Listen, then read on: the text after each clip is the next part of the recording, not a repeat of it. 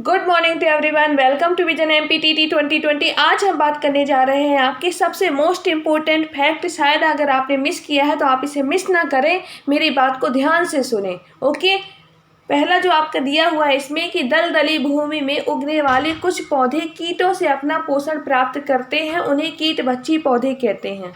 आपने सिर्फ एक ही एग्जाम्पल पढ़ा हुआ है, वो क्या है? निपेंथिस घटपर्णी, जिसे आप पिचर प्लांट कहते हैं, जो आपके भारत की बात की जाती है तो मेघालय राज्य में क्या है पाया जाता है। वर्ल्ड की बात की जाती है तो आपके ऑस्ट्रेलिया में पाया जाता है। सिर्फ आपने एक ही नाम पढ़ा है, नेपेंथिस घटपर्णी या पिचर प्लांट। ओके, अगर इसके अलावा अगर ऑप्शन में कोई दूसरे नाम आ जाते हैं, ड्रासेरा या कलश पादप, ठीक है ना, तो हो सकता है आप यहाँ पे क्या है, या तो आप तुक्का लगाएंगे या तो क्या है आपको पता ही नहीं होंगे, या आपको जिन्हें पता है तो बिल्कुल वो डेफिनेटली लगा के आएंगे। अगर आपको नहीं है पता तो आप पता कर लीजिए कि आखिर ये आपका क्वेश्चन से रेज कहाँ से हुआ है, किधर से आया हुआ है। ठीक है ना, इसी बात को लेकर के हम थोड़ा सा डिस्कस करेंगे आगे। तो आप ये समझ गए, जो आपके दलदली भूमि में उगने वाले पौधे होते हैं, ठीक है ना, और वो कीटों से अपना पोषण प्राप्त करते हैं, उन्हें हम बोलते हैं कीट भक्षी पौधे। ठीक है ना, ये कैसी भूमि में उगते हैं? दलदली भूमि में उगते हैं। जो आपके एग्जाम्पल्स है वो आपके ड्रासेरा है, आपके कलश पादप है, और इवन आपका जो नेपेंथिस भी है वो भी आपका क्या है, इसी के अंतर्गत आता है। ठीक है ना, जो आपका पिचर प्लांट यानी कीट पक्षी जो पौधे हैं इसी के अंतर्गत आता है आपका घटपर्णी। बात करते हैं आखिर ये फैक्ट हमें कहाँ से मिला। मैं बात कर रही हूँ आपकी, जैसे ही मैंने आपको पहले भी बताया था कि मैं एमपी बोर्ड की जो बुक्स हैं आपकी 1st to 5th कंप्लीट कराने के साथ ही मैं अपर लेवल को टच करूँगी, 6th क्लास की, देन आपकी 7th क्लास की, देन 8th क्लास की। ओके, तो 6th क्लास की जो बुक है आपकी, जिसमें हमने सबसे पहले जो साइंस है आपकी टोटली डिफर है आपकी एनसीईआरटी से। ठीक है ना, आपकी टोटली डिफर है एनसीईआरटी से, फिर 7th क्लास से सेम हो जाती है। लेकिन आपको यहाँ पे देखना है कि साइंस की जो बुक है आपकी क्लास 6 की, उसमें फैक्ट दिया हुआ था ये वाला जो हमने अभी डिस्कस किया है। तो क्वेश्चन कहाँ से रेज होंगे? ठीक है ना, एनसीईआरटी एमपी बोर्ड तो टच करेगा ही करेगा, लेकिन क्या वो अपनी बुक टच नहीं करेगा? क्या करेगा। मैं सिर्फ बात इसलिए कर रही हूँ कि अगर आपको एमपी बोर्ड की अगर पर्यावरण अगर आपको पढ़ना है तो एमपी बोर्ड की बुक से ज़रूर पढ़िए, एनसीईआरटी बोर्ड की बुक से ज़रूर पढ़िए, क्योंकि ईवीएस का किसी को नहीं पता कि वो क्वेश्चन कहाँ से रखेगा। ठीक है ना, किसी को नहीं पता, और इवन ये भी नहीं पता कि वो मतलब उसका इतना सुंदर सिलेबस कहीं नहीं दिया हुआ है कि हम उसको कॉन्फिडेंस के साथ क्या है रीड करते हुए चले जाएं, कहीं नहीं दिया, मैंने खुद स्टडी की है। ओके, तो बात करते हैं आगे अपने टॉपिक की। आई होप मैं जो मैसेज आपको पहुंचाना चाह रही हूँ आप पहुंच भी गया होगा आप तक, कि मतलब आपको क्या करना है, आपको अपनी बेसिक चीज़ें क्लियर करके चलना है एमपी बोर्ड की बुक से। आफ्टर ऑल आप क्या है प्लस में तैयारी करते जाइए, बहुत बढ़िया बात है। तो बात करते हैं अपने टॉपिक की, पर्यावरण के प्रकार। ठीक है ना, सामाजिक पर्यावरण और प्राकृतिक पर्यावरण। ठीक है ना, बात करते हैं आपके यहाँ पे 2 टाइप्स के पर्यावरण की बात की गई, एक सामाजिक पर्यावरण और दूसरा आपका प्राकृतिक पर्यावरण। अब बात की जाती है क्वेश्चन यहाँ पे कैसे रेज हो सकता है? हो सकता है वो धीरे भाईचारा, पड़ोसी धर्म, आपका जो क्या है पार्क वगैरह है, क्या ये आपके प्राकृतिक पर्यावरण में आएंगे? पार्क अगर यहाँ पे लिख जाता है एग्जाम्पल में, तो पार्क आपका किस पर्यावरण में आएगा आप खुद बताइए? वो आपका आएगा सामाजिक पर्यावरण में। क्यों? क्योंकि उसे मनुष्य ने बनाया हुआ है, ना कि क्या प्रकृति ने बनाया हुआ है। ठीक है ना, तो ये सारी चीज़ें जो आपकी सामाजिक पर्यावरण के अंतर्गत आती है, धर्म है, सार्वजनिक संपत्ति की सुरक्षा, ठीक है ना, दिवाली, ये सब क्या है आपके सामाजिक पर्यावरण है। बात की जाती है प्राकृतिक पर्यावरण की, तो ये जैविक और अजैविक 2 घटकों में क्या है डिवाइड है। जैविक की बात की जाती है जिसमें क्या होता है जीवन पाया जाता है। ठीक है ना, जिसमें क्या होता है जीवन पाया जाता है, जिसके अंतर्गत आपके पशु पक्षी जीव जंतु और सूक्ष्म जीव आते हैं। बात की जाती है अजैविक, जिसमें क्या होता है किसी प्रकार का जीवन नहीं पाया जाता है, सूर्य का प्रकाश, चांद, तारे और लाइक दिस। ठीक है ना, नेक्स्ट हम बात करते हैं आपकी क्लास 6 की बुक से हमने टॉपिक उठाया, हमने इसको ज़्यादा डिटेल में नहीं पढ़ा क्योंकि हम फिर 7th क्लास में इसी चीज़ को पढ़ने जाएंगे, और हम उसको क्या है एज अ रिवीजन के पर्पज से कहिए या मतलब किसी भी पर्पज से आप कहिए, तो हमारा रिवाइज भी हो जाएगा और हमारा जो लेवल है अपर लेवल वो हमारा टच हो जाएगा। और भी आगे ऐसे इंपॉर्टेंट क्वेश्चंस हैं इसी वीडियो में हम डिस्कस करेंगे, और आप देखेंगे कि हाँ हमें इनकी शायद हमने नाम सुना है लेकिन हमें प्रॉपर जानकारी नहीं है।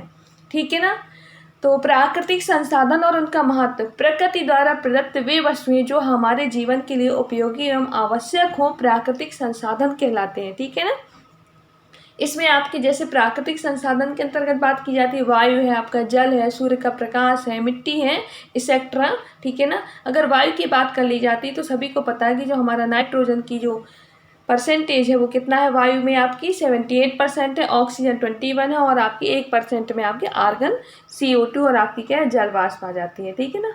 आर्गन यानी क्रिप्टॉन, ये सारी गैसेज आ जाती हैं। नेक्स्ट हम बात करेंगे नाइट्रोजन गैस की। तो पेड़ पौधों की वृद्धि के लिए आवश्यक होती है।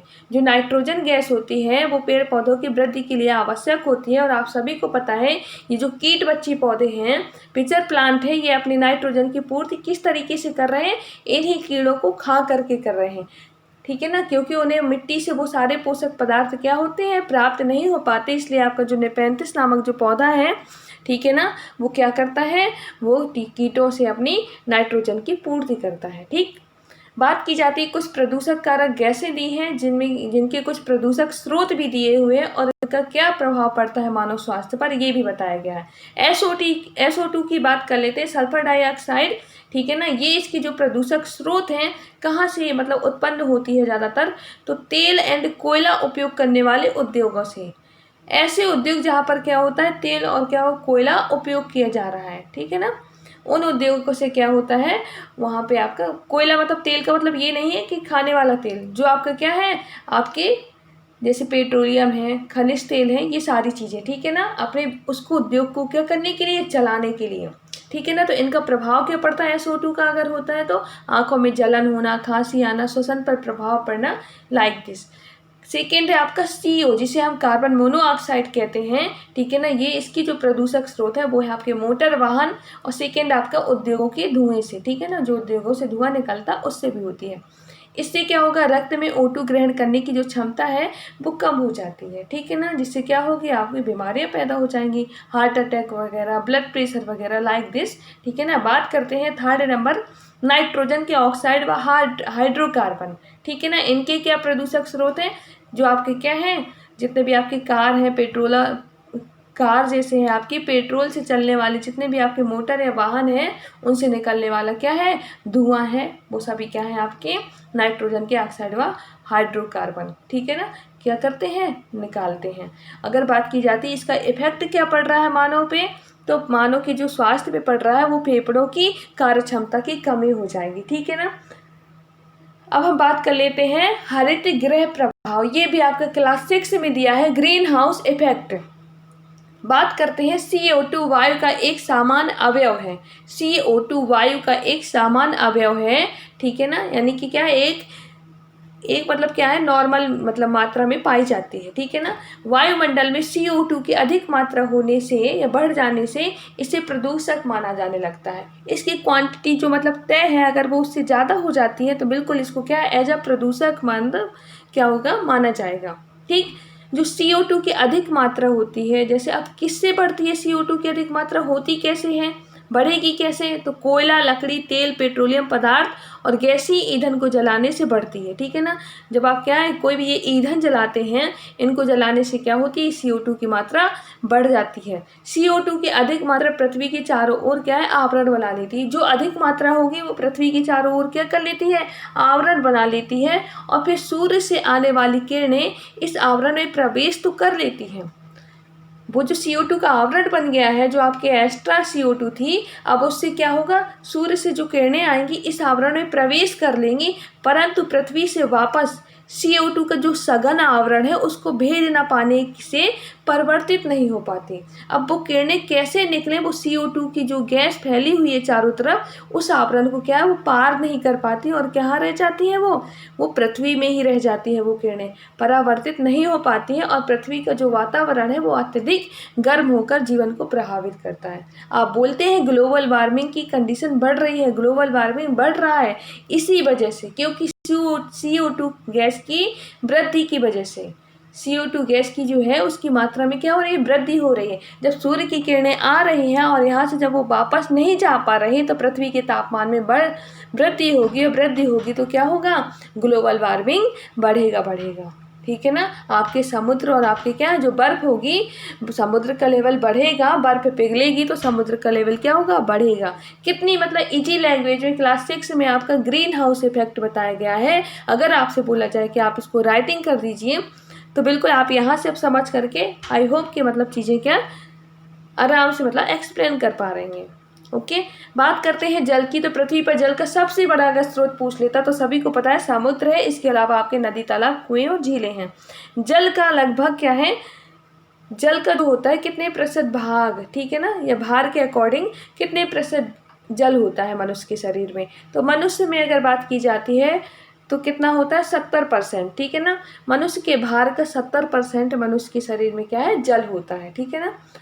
ठीक, अगर आपका किसी का भार क्या है 100 kg है तो 100 kg का क्या होगा, उसके भार के अकॉर्डिंग यानी कि उसका 70%, ठीक है ना, उसमें क्या होगा, जल पाया जाता है, पानी पाया जाता है। ओके, बात की जाती है नेक्स्ट नोट, ठीक है ना। जल का ये ओके, सूर्य का प्रकाश और मिट्टी, ये भी आपके क्या है, आपके किस तरीके के क्या है, ये भी आपके प्राकृतिक संसाधन के अंतर्गत आते हैं। वायु है, जल है, मिट्टी है, सूर्य का प्रकाश है, ये सभी आपके प्राकृतिक संसाधन के अंतर्गत आते हैं।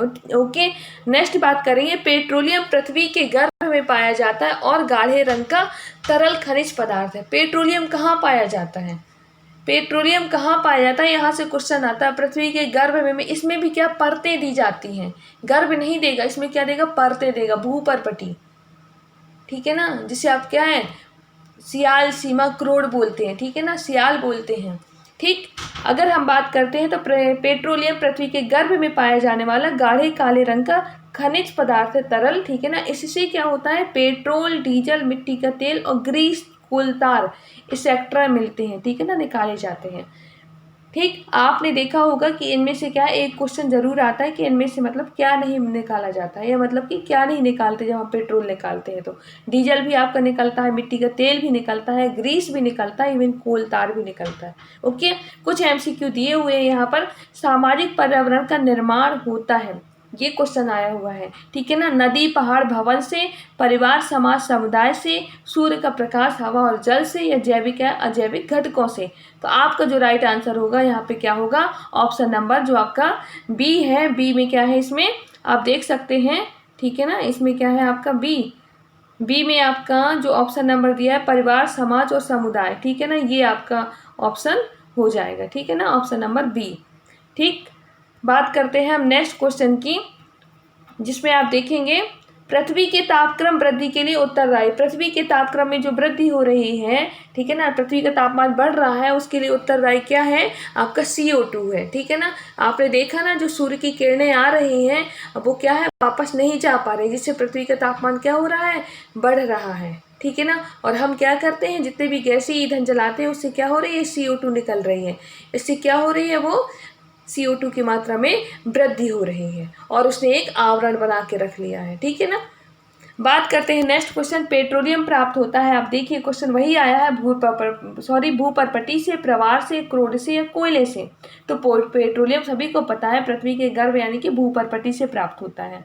नेक्स्ट बात करते हैं पृथ्वी के महत्वपूर्ण खनिज इसी सतह पर प्राप्त भूपर्पटी होते हैं, ठीक है ना, भूपर्पटी पर ही क्या होते हैं, प्राप्त होते हैं, चाहे वो आपका पेट्रोलियम हो, चाहे वो आपका कोयला हो, चाहे वो चूने के पत्थर हो या गैसें हो, धातुएं, लोहा हो, तांबा हो, सब चीज़ें आपके जितने भी खनिज संसाधन हैं वो कहाँ पर प्राप्त होते हैं, आपके इसी परत पे प्राप्त होते हैं, ठीक है ना।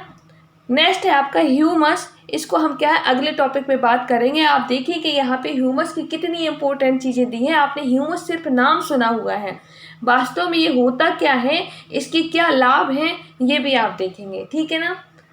Thank you to all.